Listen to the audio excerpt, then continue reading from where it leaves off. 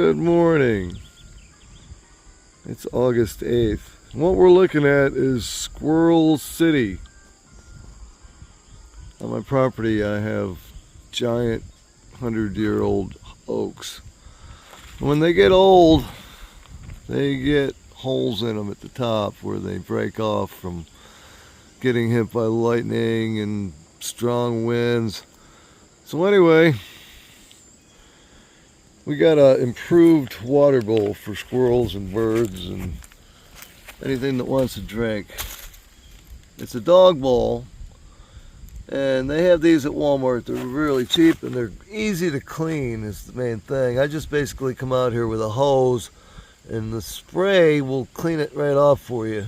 And then if there's any kind of buildup, once a week I take a paper towel after I spray it and rub it down. And you don't want to use any kind of dish soap or anything because it can harm the birds' wings.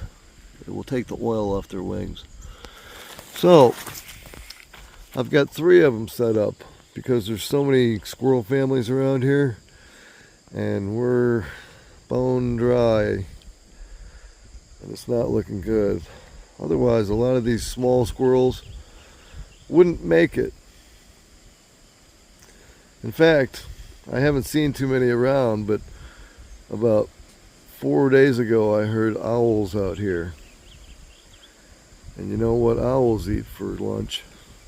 Squirrels, rabbits, anything they can eat. That's nature. I was coming home one day, coming down the driveway, and I got to about there, and here comes this bobcat, and he's crawling down this tree right here where Oscar lives, and he's got a baby squirrel in his mouth, and he took off running.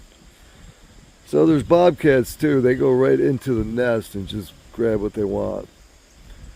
Of course, rabbits are an easy target too because they build their nest pretty much right on top of the ground. They'll dig a hole maybe 6 inches deep and cover it with grass. And you know, the varmints and the cats and the dogs and everything can smell that. So they don't 1% of them is going to make it. And I haven't seen Oscar or Sammy in the last couple days, but they've done this before and then they show up. When the owls and the coyotes come, they hide and they get scared. They might not come out for a couple days.